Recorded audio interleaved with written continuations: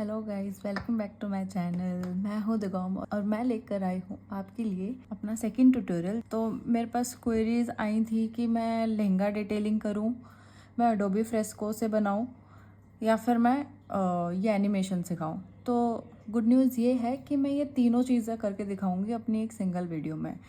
कैसे? तो मैं यूज़ करूँगी अडोबी फ्रेस्को, जिसमें मैं बनाऊँगी लहंगा विद डिटेलिंग, और इसी में ही मैं आपको सिखाऊंगी कि मैंने एनिमेशन कैसे करा।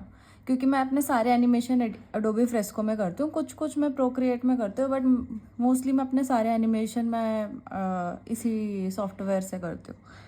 ठीक है, तो स्टार्ट करते हैं। तो मैं अडोबी फ्रेस्को मैंने यहाँ पे डाउनलोड करा है, ये फ्री ऑफ कॉस्ट है, आप डाउनलोड करो इसको। ये बहुत ही अच्छा टूल है और सब बहुत ज़्यादा फीचर्स हैं, प्रोक्रिएट से ज़्यादा फीचर्स अडोबी फ्रेस्को में है।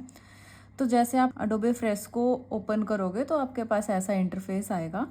तो यहाँ पर आपको अपना कस्टम साइज़ सेलेक्ट करना है। तो डायमेंशन के लिए यहाँ कस्टम साइज़ पे यहाँ प्लस आइकन पे आप क्लिक करोगे तो आपके पास काफ़ी सारे यहाँ आर्टबोर्ड आ जाएंगे। डिजिटल के लिए ये पहले से ही आपको सजेस्ट करेगा कि ये मोस्टली यूज डिजिटल साइजेस हैं ऑलरेडी। बाकी सारी चीज़ें प्रिंट के लिए A4 है, लेटर साइज़ है, पोस्ट कार्ड है, यहाँ पर जो भी print sizes normally standard sizes हैं वो यहाँ ऑलरेडी है। नहीं तो आपको अगर अपना खुद का चाहिए तो यहाँ पर आप कस्टम साइज़ में जाओ और यहाँ अपना हाइट एंड विड्थ अपने हिसाब से सेलेक्ट करो। पिक्सल की बजाय आपको इंचेस में चाहिए, सेंटीमीटर्स में चाहिए या मिलीमीटर्स में चाहिए, आप इसमें से देख सकते हो और यहाँ से आप क्रिएट कर सकते हो।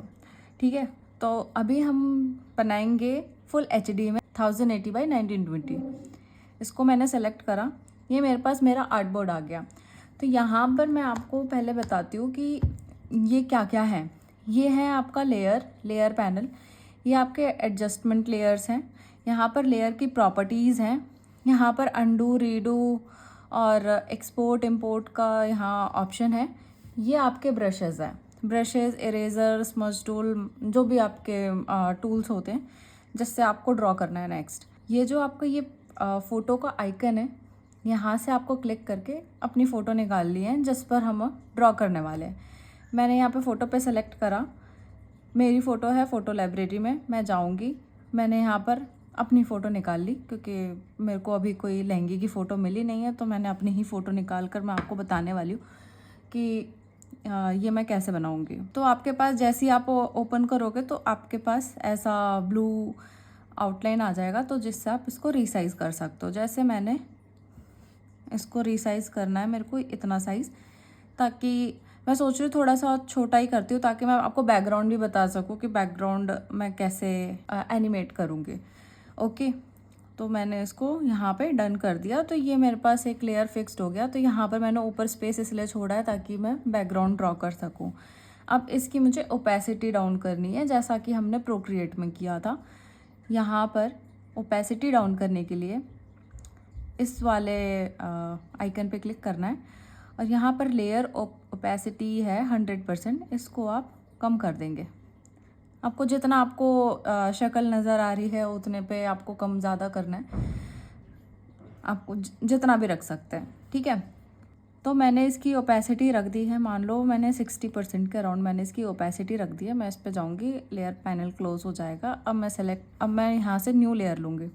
तो ये जो आपको लेयर दिख रहे हैं, तो ये खाली लेयर है जिस पे ये चेक बॉक्स बने हुए हैं, ये खाली लेयर्स हैं। एक्स्ट्रा लेयर मैं डिलीट कर देती हूँ। तो ये मेरा बैकग्राउंड लेयर है, बैकग्राउंड लेयर पे मैंने अभी कुछ नहीं करा है, वो एज इट इज़ रहने दो। हमारी सेकंड लेयर है हमारी फ़ोटो वाली लेयर, ये हमारी थर्ड लेयर है जिस पर हम ड्रॉ करने वाले हैं, राइट। तो मैंने इस लेयर पे सिलेक्ट करा। अब मैं जाऊँगी अपने ब्रशेस पे। ये मैं ब्रशेस का बता देती हूँ। ब्रशेस यहाँ पर हैं pixel brushes, live brushes, vector brushes. Pixel का मतलब ये होता है कि आप कुछ भी ड्रॉ करोगे, मान लो मैंने बेसिक में कोई सा भी साइज़ ले लिया और यहाँ से मैं कलर चूज़ करती हूँ ब्लैक, और मैंने यहाँ से मैं अपना साइज़ बढ़ाती हूँ ताकि आपको क्लियरली दिखे कि मैंने साइज़ बड़ा कर दिया। यहाँ मैंने ड्रॉ करा एक लाइन, तो मैं इसको इंक्रीज़ करूँगी तो ये आपको पिक्सल्स में नज़र आ रहे हैं फटे फटे से, है ना। तो ये होते हैं पिक्सल ब्रशेस। मैं अब आपको बता दूँ लाइव ब्रशेज़ क्या होता है। लाइव ब्रशेज़ में जैसे वाटर कलर होता है, ऑयल कलर होता है, तो वाटर कलर जैसे फैल जाता है तो वैसे ही है यहाँ पर लाइव ब्रशेज़ का मतलब वही है। मैंने मान लो रेड कलर चूज़ करा, ये देखो ये कैसे मिक्स हो गया, मतलब बिल्कुल वाटर कलर जैसे। ये होता है लाइव ब्रशेज़। जिसको वाटर कलर आता है यूज़ करना, एक्चुअल में जिसको पेन पेपर पे जिसको आता है वाटर कलर यूज़ करना, उनके लिए बहुत अच्छा ये टूल है। नेक्स्ट है हमारा वेक्टर ब्रशेज़। वेक्टर ब्रशेज़ में जैसे मैं जिससे ड्रॉ करने वाली हूँ, मैं वेक्टर ब्रशेज़ से ही ड्रॉ करने वाली हूँ इसमें। जैसे आप इस पर क्लिक करोगे तो आपको इसमें इतने सारे ऑप्शन दिखाई देंगे वेक्टर ब्रशेज़ में। आप मांगा में जाओगे, मांगा में मैं जी पेन यूज़ करती हूँ मोस्टली। अगर मुझे एडोबी फ्रेस्को से अगर मुझे कोई चीज़ क्रिएट करनी है तो मैंने जी पेन यूज़ करा। यहाँ से मैंने अपना साइज़ थोड़ा सा इंक्रीज़ कर लिया। यहाँ से मैं कलर सेलेक्ट करती हूँ, फिर मैं आपको बताऊँगी कि क्या फ़र्क है वेक्टर ब्रश में। ये मैंने ड्रॉ कर लिया, ठीक है। अब ये मैंने ड्रॉ कर लिया। अब मैं इसे जूम करके दिखाऊंगी कि vector brushes and pixel brushes में क्या फ़र्क होता है। अब आप देखो, ये था पिक्सल ब्रश जिसका बॉर्डर ये ऐसा पिक्सल्स में जा रहा है, क्रिएट हो रहा है। ये है वेक्टर ब्रश। वेक्टर ब्रश को आप जितना भी जूम कर लोगे, कितना भी आप जूम कर लोगे, ये कभी फटेगा नहीं। तो ये होता है वेक्टर ब्रश की खास बात। तो हम वेक्टर ब्रश कई बार इलस्ट्रेशंस के लिए बनाते हैं। पिक्सल ब्रशेज़ का हम इस्तेमाल छोटे छोटे आर्टवर्क के लिए करते हैं, जिसका हमें फ्यूचर में मान लो हमें कभी वेबसाइट के लिए यूज़ नहीं करना, मतलब हमें उसकी क्वालिटी से इतना कोई इम्पैक्ट नहीं पड़ता। तो इसको मैं डिलीट कर देती हूँ, इसको भी मैं डिलीट कर देती हूँ। क्लियर कर दिया मैंने। अब इसी लेयर पे हम काम करेंगे।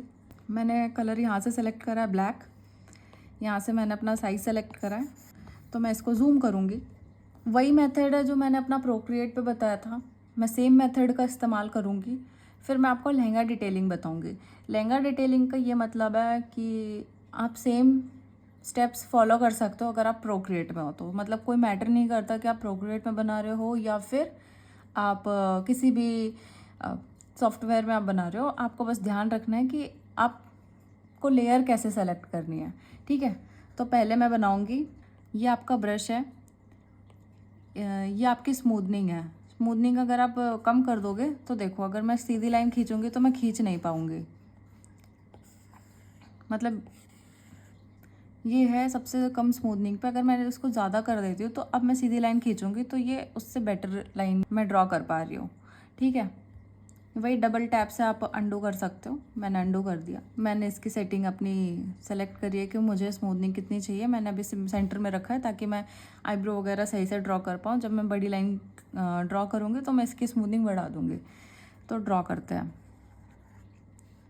ये मैंने बनाई अपनी आँखें।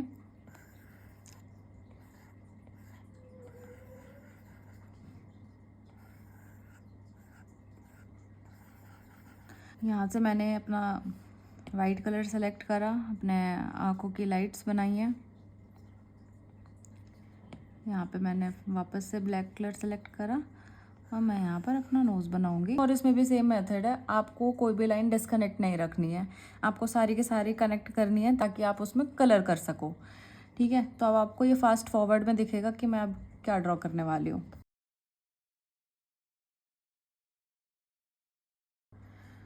तो मैंने ऑलमोस्ट अपनी आउटलाइन ड्रॉ कर ली है। अब मैं एक काम क्या करती हूँ कि पहले तो ना मैंने इसकी ज्वेलरी ऐड करी है, ना मैंने लहंगे की डिटेलिंग ऐड करी है, ठीक है। मैंने सिर्फ आउटलाइन क्रिएट करी है। आउटलाइन में मैं एक चीज़ और ऐड करती हूँ कि जहाँ जहाँ मेरे डार्क स्पॉट्स हैं ना, सबसे ज़्यादा जो डार्क है बिल्कुल ब्लैक, मैं उसको आउटलाइन में ही कवर कर दूँगी। आप इसकी ओपेसिटी पे जाओ और जाकर देखो कि कहाँ कहाँ पे बिल्कुल ज़्यादा डार्क स्पॉट है। मैं अपने आउटलाइन वाली लाइन पे जाती हूँ और इस वाले डार्क स्पॉट को मैं पूरा ब्लैक कर दूँगी, ठीक है। इसको भी मैं पूरा ब्लैक कर दूँगी। अभी आपको फास्ट फॉरवर्ड में दिखेगा कि मैं इसको सबको ब्लैक करती जा रही हूँ, ठीक है।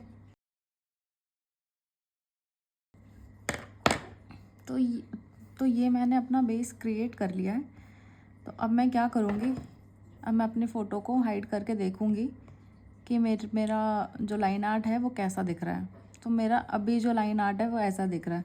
अब मुझे लगता है कि मुझे और यहाँ पर लाइन दे देना चाहिए ताकि थोड़ा सा लहंगे का शेप थोड़ा सा और नज़र आए, तो वो मैं और डिटेलिंग ऐड कर दूँगी। तो अब चलते हैं नेक्स्ट पार्ट पे। नेक्स्ट पार्ट पर हमको वही नेक्स्ट पार्ट में हमको इस लेयर को डुप्लीकेट कर लेना है, ठीक है। इस लेयर को हम हाइड कर देंगे और जो अपनी सेकंड वाली लेयर है उसकी ओपेसिटी सबसे ज़्यादा करके हम इस वाले टूल से उसको कॉर्नर में सेट कर देंगे ताकि हम अपना कलर का रेफरेंस यहाँ पर ले सकें। अब आपको बिल्कुल एक लहंगे वाले जो मैन्युफैक्चरर होते हैं ना, उनकी तरह सोचना है। वो क्या करते हैं, पहले एक कपड़ा लेते हैं, फिर उस पर अपनी डिटेलिंग शुरू करते हैं। तो ये हमारा कपड़ा है, हम इसका अब कलर सेलेक्ट करेंगे। तो कलर सेलेक्ट करने के लिए हमने एक और लेयर ऐड करा। इस लेयर को हम बना देंगे अपना रेफरेंस लेयर, बिल्कुल प्रोक्रिएट के जैसे हमने ये रेफरेंस लगा दिया। अब यहाँ पर हम कलर सेलेक्ट करेंगे। कलर ही अगर मान लो यहाँ पर हमने अपना कलर चूज़ कर लिया, ये हमारा पेंट बकेट टूल है, हम टैप करेंगे, हमारा कलर हो जाएगा। अच्छा, यहाँ पर एक ऑप्शन आएगा कि आपको पिक्सल में कलर करना है कि वेक्टर में कलर करना है। तो वही अब सेम डिफरेंस है, पिक्सल ब्रश या वेक्टर ब्रश। क्योंकि हमने यहाँ पर वेक्टर ब्रशेस का इस्तेमाल करा है तो मैं चाहूँगी कि मैं इसे वेक्टर में ही रहने दूँ, ताकि मुझे अगर इसे इन्विटेशन कार्ड पर अगर मुझे छपवाना है तो मुझे बड़ा करना पड़ेगा, छोटा करना पड़ेगा, तो इसकी क्वालिटी डिक्रीज़ ना हो। तो मैं इसे वेक्टर पे सेलेक्ट करूँगी और ये वेक्टर पे ये कलर हो गया, राइट। अब मैं अपने हर उस पार्ट पे कलर कर दूँगी जो मुझे चाहिए कि ये मरून होना चाहिए। मैंने ये सब कर दिया। तो जहाँ जहाँ पर जैसे ट्रांसपेरेंसी दिख रही है इस चुन्नी की, वहाँ वहाँ पर मैं अभी कलर फिल नहीं कर रही हूँ। वो मैं अपनी दूसरी लेयर पे वो कलर फिल करूँगी ताकि मैं ये ट्रांसपेरेंसी दिखा सकूँ। मतलब ये जो ट्रांसपेरेंट चुन्नी है ना, ट्रांसपेरेंट यहाँ पे मैं फिल कर दूँगी। जहाँ जहाँ पे मुझे लगता है कि मुझे यहाँ पर ट्रांसपेरेंसी नहीं चाहिए, वहाँ पे मैंने अपना बेस कलर यहाँ पे फिल कर दिया, ठीक है।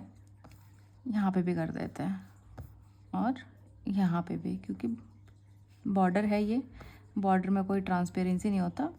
जो बॉर्डर के अलावा जो कपड़ा होता है उसमें ट्रांसपेरेंसी होता है। तो ये मैंने ये बॉर्डर भी फिल कर दिया और ये भी कर दिया और ये भी कर दिया, ठीक है। तो ये सब हो गया हमारा base colour set. Base colour में हमारी ये बाजू भी आ जाएगी।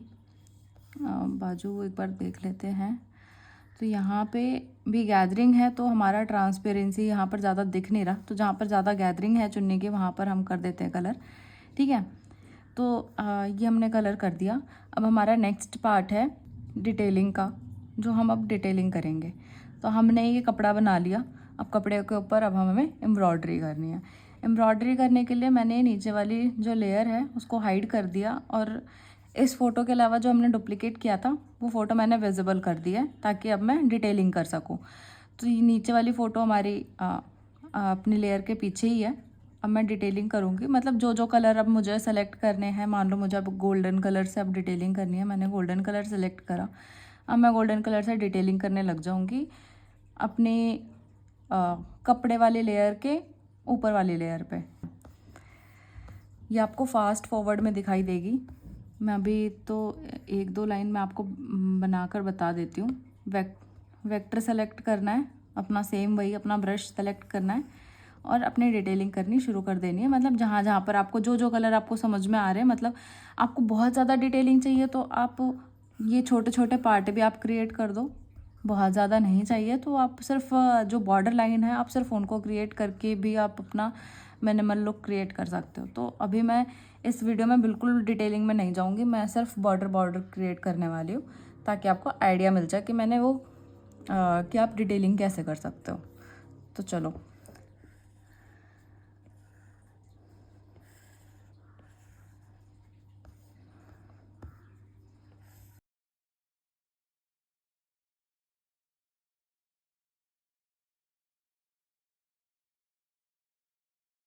तो ये मैंने सारा का सारा ड्रॉ कर लिया है। तो अब मैं ये बताऊंगी कि अब हम देखते हैं कि ये लग कैसा रहा है। इसको मैंने हाइड करा, इसको नहीं, अपनी लास्ट वाली लेयर को हाइड करा और अपनी वाली लेयर को विजिबल करा, तो ये ऐसा दिख रहा है। तो अब मुझे लग रहा है कि कुछ ज़्यादा ही येलो है, कुछ ज़्यादा ही मतलब ओवर पावर कर रहा है। तो मुझे का ना हर कलर अब हटाना है, लेकिन हमने इतनी सारी डिटेलिंग कर दिया तो अब मैं एक जाकर उस पर कलर तो करूँगी नहीं।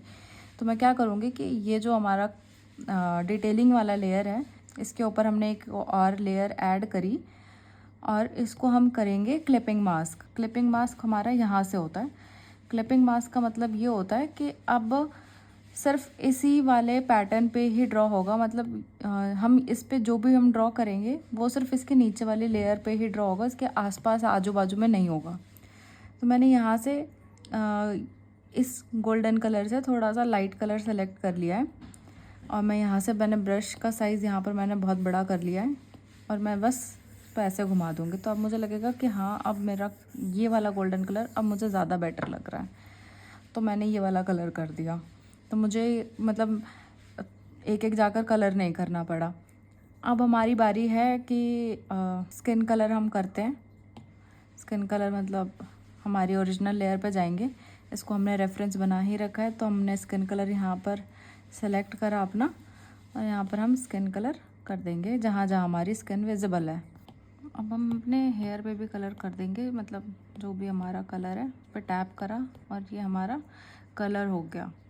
ठीक है, अब हमें क्या करना है, अब हमें चुन्नी पर कलर करना है। चुन्नी हम सेम लेयर पे ना करके हम एक नेक्स्ट लेयर लेंगे, उस पर हम चुन्नी का कलर करेंगे। हमें कलर तो सेम ही पिक करना है क्योंकि फैब्रिक सेम होता है।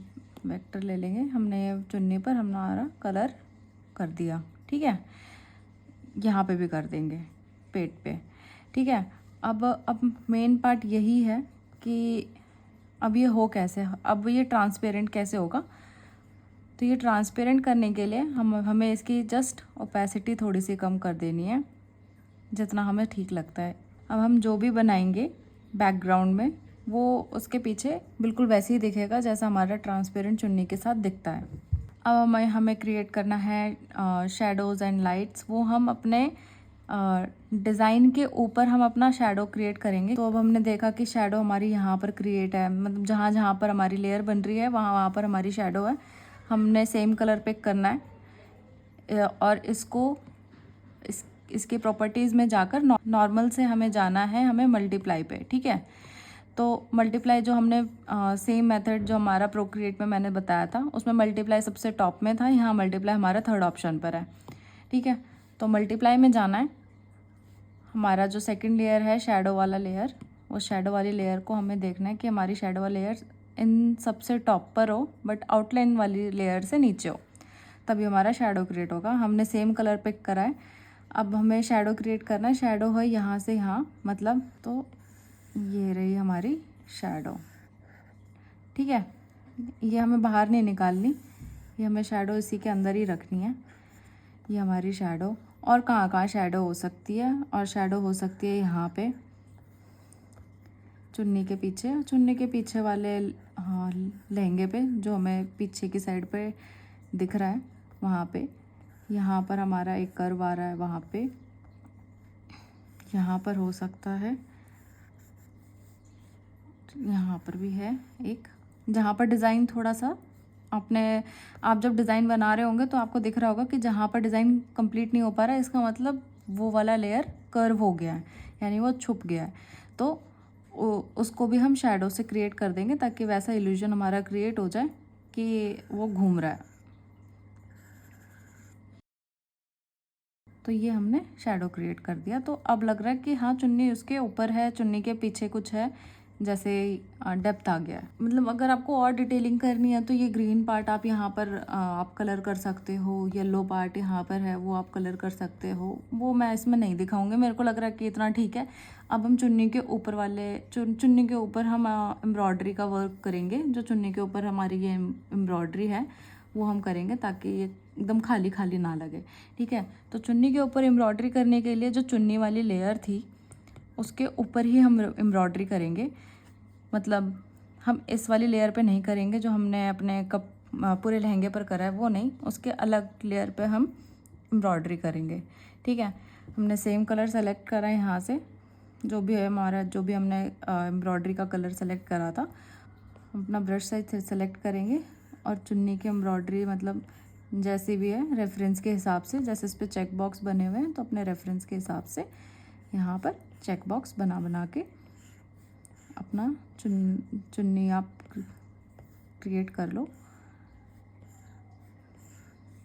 परफेक्ट होने की ज़रूरत नहीं है, क्योंकि लेयरिंग में क्या होता है कि चुन्नी आगे पीछे होती है तो लाइन भी आगे पीछे हो जाती है। जैसे आप देखोगे तो यहाँ पर मतलब परफेक्ट स्क्वायर नहीं बने हुए, परफेक्ट लाइन नहीं है, क्योंकि चुन्नी की गैदरिंग की वजह से। तो आपको भी उतना करने की ज़रूरत नहीं है। बीच बीच में अगर आपको लगता है कि कहीं पर हमें कुछ एम्ब्रॉयडरी के डॉट्स दे देने चाहिए तो आप वहाँ पर आप क्रिएट कर दो। और आपने देखा होगा कि यहाँ पर भी मैंने अगर डिटेलिंग करी भी है ना, तो मैंने बहुत ही ऐसे बहुत ही अच्छे से नहीं करी। आप जूम होकर देखोगे तो यहाँ पर ऐसे रैंडम शेप्स मैंने बना रखे हैं, क्योंकि ये इतना जूम करके इस वाले इलस्ट्रेशंस को तो कोई नहीं देखेगा। ये सब देखा जाएगा ऐसे, क्योंकि हम इसको यूज़ करेंगे फ्यूचर में कभी इनविटेशन कार्ड पर, क्योंकि ज़्यादातर लोग इलस्ट्रेशन ही इनविटेशन कार्ड के लिए बनाते हैं, तो इतना जूम करके कोई देखता नहीं है।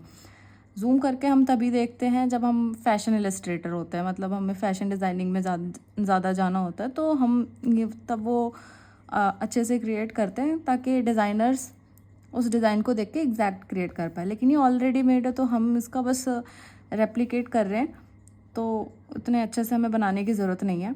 तो यहाँ पर ये डबल चुन्नी है, ये वाली चुन्नी हमारा चेक बॉक्स वाला है, ये वाली चुन्नी हमारी थोड़ी सी डिफरेंट टाइप की है। तो इसका जो डिज़ाइन है वो बीच बीच में डॉटेड डॉटेड कुछ फूल हैं, तो वो मैं ऐसे वाले फूल बना देती हूँ। तो इसको बहुत ज़्यादा मतलब करने की ज़रूरत नहीं है, बस आपको जो शेप समझ में आ रहा है वो आप बना दो, क्योंकि वैसे भी हमें ना छोटे में ही देखना है। तो ये हमारा डबल चुन्नी का लहंगा रेडी हो चुका है। ठीक है, अब हमको ज्वेलरी ऐड करनी है। अब हमें ज्वेलरी ऐड करने के लिए भी हमें अपने बेस लेयर की ज़रूरत पड़ने वाली है। बेस लेयर का मतलब है कि हमारा सबसे पहला लेयर जो जिसके रेफरेंस से हमने ये सारी एम्ब्रॉयडरी करी थी। अब हमें ज्वेलरी बनाने के लिए भी सेम मेथड की ज़रूरत है। तो हम क्या करेंगे, हम अपने लेयर को ऊपर ले आएंगे, सबसे ऊपर लाइन के भी ऊपर हम ले आएंगे। ठीक है, और उसके ऊपर हम एक और लेयर बनाएंगे, उस पर हम अपनी ज्वेलरी बनाएंगे।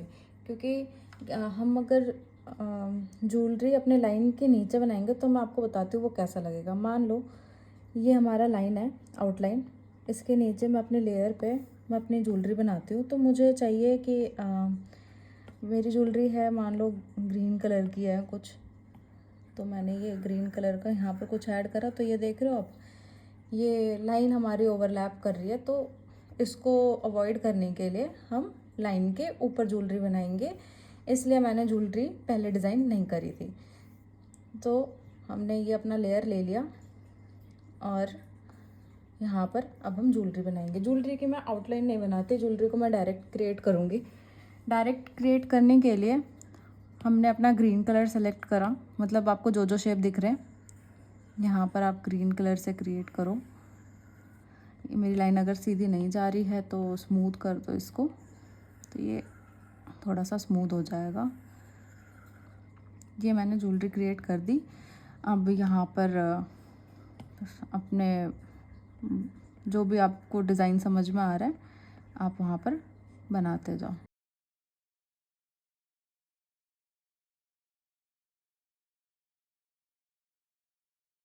तो मैंने अपनी सारी लेयर को ग्रुप में कन्वर्ट कर दिया, ताकि मेरे को एक एक करके हाइड करना ना पड़े। तो मैंने एक ही बार हाइड कर दिया, वो हाइड हो गया। ग्रुप बनाने के लिए आपको क्या करना पड़ता है, सेलेक्ट करना पड़ता है, सेलेक्ट मल्टीपल करेंगे तो आप अपनी लेयर सेलेक्ट कर सकते हैं। और ये वाला ऑप्शन जो है, ये फोल्डर वाला ऑप्शन बनाएंगे तो आपका ये सारी लेयर एक फ़ोल्डर में चली जाएगी। तो मैंने उस मेथड का यूज़ करके मैंने अपनी लहंगे वाली सारी लेयर्स को एक ग्रुप में कर दिया है।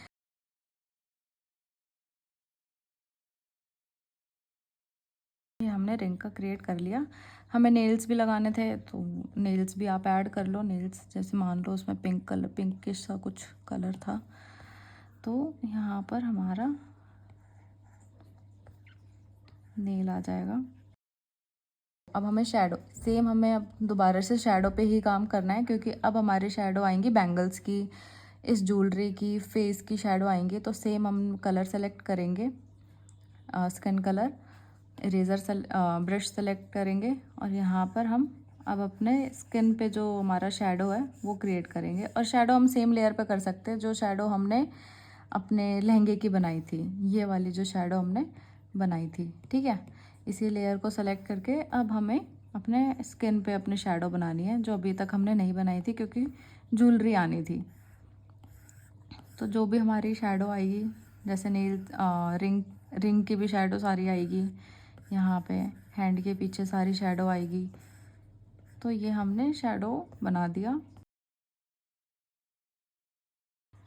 तो इसमें मेरे को जो जो कमी लग रही थी वो मैंने इसमें ठीक कर दिया है। मतलब जैसे कि मुझे इसकी स्माइल इतनी पसंद नहीं आ रही थी तो मैंने स्माइल रिक्रिएट कर दिया, लिपस्टिक ऐड कर दी, आई शेडो ऐड कर दिया, ब्लश ऐड कर दिया। अब हम आते हैं हाइलाइट्स पे। हाइलाइट्स हमारी सबसे टॉप लेयर पे जाएगी, लेकिन आउटलाइन से नीचे जाएगी, ठीक है। हाइलाइट्स पे ऐड करने के लिए हम यहाँ पर एक और चीज़ करते हैं, नॉर्मल के बजाय हम यहाँ पर कर देंगे ऐड का ऑप्शन, स्क्रीन का कर देंगे। प्रोक्रिएट में यहाँ पर ऐड का ऑप्शन आता है, आप ऐड कर सकते हो। अगर आप फ्रेस्को में हो तो आप स्क्रीन पर करेंगे और इसकी लेयर ओपेसिटी कर देंगे 23। यहाँ पर आप देख सकते हो कितना कितना आपको हाईलाइट चाहिए। मान लो मुझे इतना ही चाहिए तो इतना क्रिएट कर देंगे। इसको मैं क्लियर कर देती हूँ। अब हम अपना कलर सेलेक्ट करेंगे कि हमें कौन से कलर से हमको बनाना है। मैंने यहाँ पर ले लिया थोड़ा सा वाइट एंड गोल्डन कलर, ठीक है। तो अब जिस कलर पे हमको करना है उसी कलर का लाइटर शेड हमें सेलेक्ट करना है।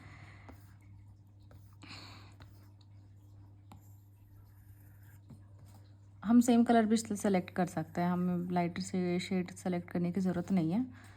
हमने ये सेलेक्ट करा, मैं नाक पे थोड़ा सा हाईलाइट कर दूँगी और यहाँ पे जैसे मैंने कर दिया हाथों पे कर देती हूँ। जो आपको लगता है, जहाँ जहाँ आपको सही लगता है वहाँ वहाँ आप लाइट एंड शेडो आप क्रिएट करते जाओ, ठीक है। अब मुझे मरून कलर करने के लिए, इसका हाईलाइट करने के लिए यही कलर मैंने सेलेक्ट कर दिया और देखो आप स्क्रीन पर करने से यही कलर का शेडो जो लाइट है वो अपने आप ही क्रिएट हो रहा है।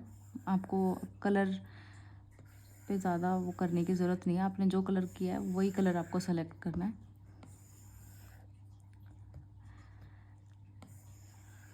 जहाँ जहाँ आपको लगता है कि अच्छा ये ऊपर की साइड पर आ रखा है तो उसको आप लाइट्स में कन्वर्ट कर दो, तो वो आपका एक्चुअल कर्व दिखाई देगा।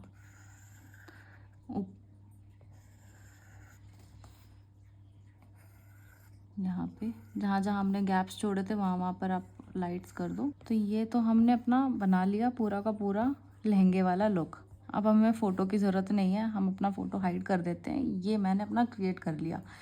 अब नेक्स्ट पार्ट है बैकग्राउंड ड्रॉ कैसे। वो तो मैंने अपना लास्ट वीडियो में बता दिया था कि मैं बैकग्राउंड कैसे ड्रॉ करती हूँ। ये वीडियो काफ़ी लंबी हो जाएगी, लेकिन मैं इसमें ये बताऊँगी कि मैं इसमें बैकग्राउंड में एनिमेशन कैसे लगाती हूँ, ठीक है।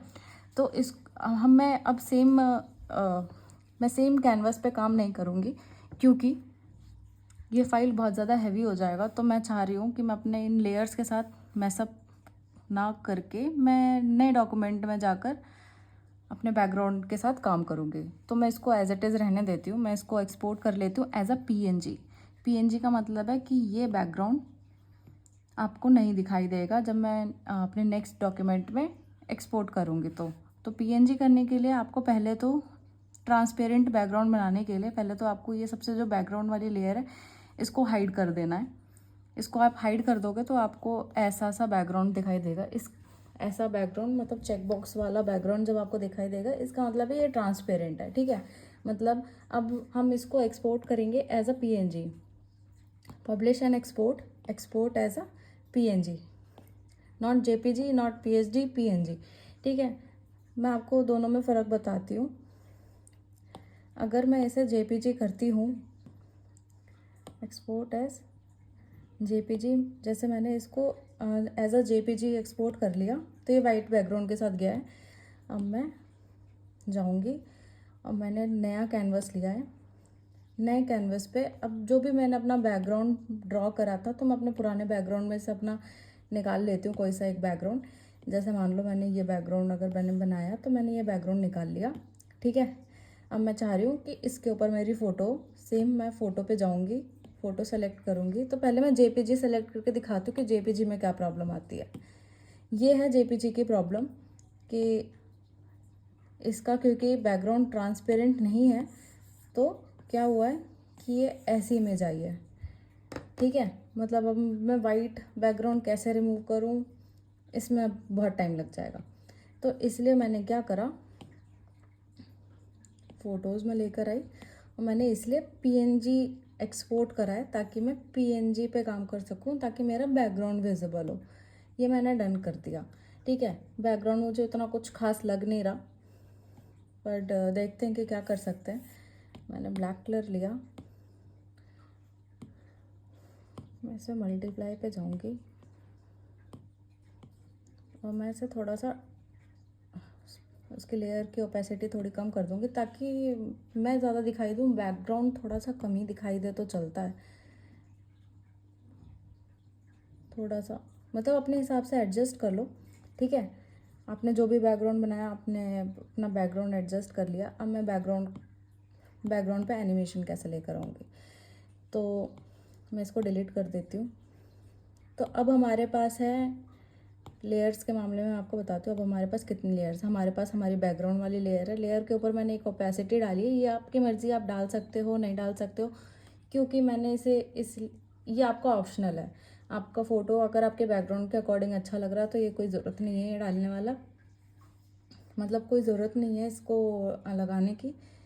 तो मैंने ये वाला ऑप्शन सेलेक्ट करा। तो बेसिकली आपके पास 2 लेयर होनी चाहिए, एक बैकग्राउंड लेयर, आपके एक पीएनजी वाली लेयर। ठीक है, अब मैं क्या करूँगी, मुझे बैकग्राउंड पे काम करना है तो मैं अपनी लेयर के नीचे एक और लेयर सेलेक्ट करूँगी, क्रिएट करूँगी, उस पर मैं ड्रॉ करूँगी ताकि जो भी मूविंग चीज़ें हों वो इस इमेज से पीछे हो, इमेज के आगे नहीं। इमेज के आगे भी आप कर सकते हो, मैं आपको बताती हूँ कैसे। तो पहले मान लो मुझे जुगनू क्रिएट करने हैं, जो कि मैंने सबसे पहले क्रिएट करा था अपनी सबसे पहली वाली फ़ोटो में। तो वो क्रिएट करने के लिए पिक्सल ब्रश का इस्तेमाल करूँगी। पिक्सल ब्रश में जाके मैंने यहाँ पर सॉफ्ट ब्रश सेलेक्ट करा और मैंने वाइट कलर के बाद हल्का सा येलोइश कलर मैंने सेलेक्ट करा। मान लो मैंने ये सेलेक्ट करा, फिर मैं जाऊँगी वाइट कलर पे। मैं इसका साइज़ थोड़ा सा छोटा करके इसको मैं ऐसा लाइट का कुछ एक इफ़ेक्ट दे दूँगी। ठीक है, इसको मैं थोड़ा सा छोटा कर दूँगी ताकि लगे कि कुछ लाइट है या फिर पीछे वाली लाइट से थोड़ा मैच कर रहा है या फिर जुगनू है, मतलब जो भी आप कहो। मैंने ये क्रिएट कर लिया। इसी को मैं एनिमेट करने वाली हूँ। तो एनिमेट करने के लिए क्या करना होता है, हमारी एनिमेशन वाली लेयर सेलेक्ट होनी चाहिए। फिर यहाँ पर आपका ये एक्शन बटन है, इस पर आप क्लिक करोगे तो ये यहाँ पर आपका सारा काम होने वाला है एनिमेशन का। ये रहा हमारा पाथ पे आप जैसे ही क्लिक करेंगे आपके पास इतने सारे ऑप्शन आ जाएंगे। अभी मैंने किसी भी ऑप्शन पे क्लिक नहीं करा है, अभी आपका ये लेयर विजिबल है जिसमें आपका जुगनू वाली लेयर सेलेक्टेड है और यहाँ पर मैंने पाथ सेलेक्ट करा। ये सेलेक्ट है, पाथ सेलेक्ट है। मैं पहले ब्रीथ पे करके सेलेक्ट करती हूँ तो आप देखो ब्रीथ पे क्या हो रहा है, बड़ा और छोटा हो रहा है। मैं इसका परसेंटेज हाई करूँगी तो ये और बड़ा होगा ग्रो एंड श्रिंक पे। ठीक है, नंबर्स ऑफ टाइम्स कर दूंगी तो ये अभी आपको दिखेगा नहीं, लेकिन हाँ इसके नंबर्स बढ़ते जा रहे हैं। मतलब एक अभी यहाँ पर 1 है, फिर मैंने 2 3 कर दिया तो इसके ऊपर अब ये 3 पिक्चर एक के ऊपर एक हो गए हैं। ठीक है, तो ये मैं बताती हूँ इसका क्या इस्तेमाल है। अभी जैसे मैंने ब्रीथ सेलेक्ट करा है, ठीक है, ब्रीथ सेलेक्ट करने के बाद मैं अपना पाथ ड्रॉ करूँगी। मेरे को ये वाला पाथ चाहिए, मैंने ये ड्रॉ कर दिया। देख रहे हो। अब मैं नंबर्स ऑफ टाइम्स मैंने 3 कर दिए। इसको मैं क्रॉस कर देती हूँ ताकि मुझे सिर्फ अपना वाला लेयर दिखाई दे। नंबर्स ऑफ टाइम मैंने 6 कर दिए। अब मैं इसको ऐड मल्टीपल कर दूँगी तो देखो कितने सारे हो गए।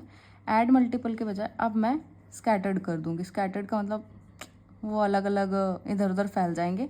अब मुझे लग रहा है कि ये बहुत स्पीड में है और बहुत बड़े हो रहे हैं तो मैं इसकी परसेंटेज में इसको छोटा कर दूँगी।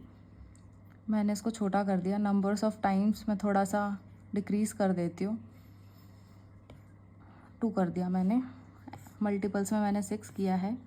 और फ्रेम्स को मैं 24 के बजाय मैं जितना मुझे स्लो चाहिए मैं उतने ज़्यादा फ्रेम कर दूँगी, वो उतने ही स्लो स्पीड से चलेगा। दिख रहा है आपको? तो मैं जनरली इसमें मैं 48 या 72 के हिसाब से ही रखती हूँ। तो आपको दिख रहा है थोड़ा सा स्लो जा रहा है, ठीक है। अब मैं क्या करूँगी, मैं एक और पाथ बना दूँगी ताकि मुझे थोड़ा सा और दिखाई दे,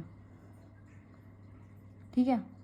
ये मेरे पीछे से जा रहे हैं, तो अब मैं चाहती हूँ कि जुगनू मेरे आगे से भी होकर जाए। तो मैं सिंपली इस लेयर को पहले मैं इसको पॉज करूँगी और मैं इस लेयर को अपने ऊपर रख दूँगी, फिर मैं प्ले ऑल करूँगी। तो अब ये मेरे ऊपर से जा रहे हैं, तो मैं यही मेथड का इस्तेमाल करके मैं इस टाइप के एनिमेशन, स्नोफॉल करना है तो मैं ऊपर से नीचे कर दूँगी, मतलब अपना जो पाथ है वो ऊपर से नीचे कर दूँगी। स्नोफॉल में अगर मैंने एक लीफ बनाया है तो लीफ का मैं डायरेक्शन ऐसे रखूँगी, या फिर विंड का डायरेक्शन जैसा भी हो सकता है वैसा अपने हिसाब से इसको स्कैटर्ड कर लो, कितना भी मल्टीप्लाई कर लो।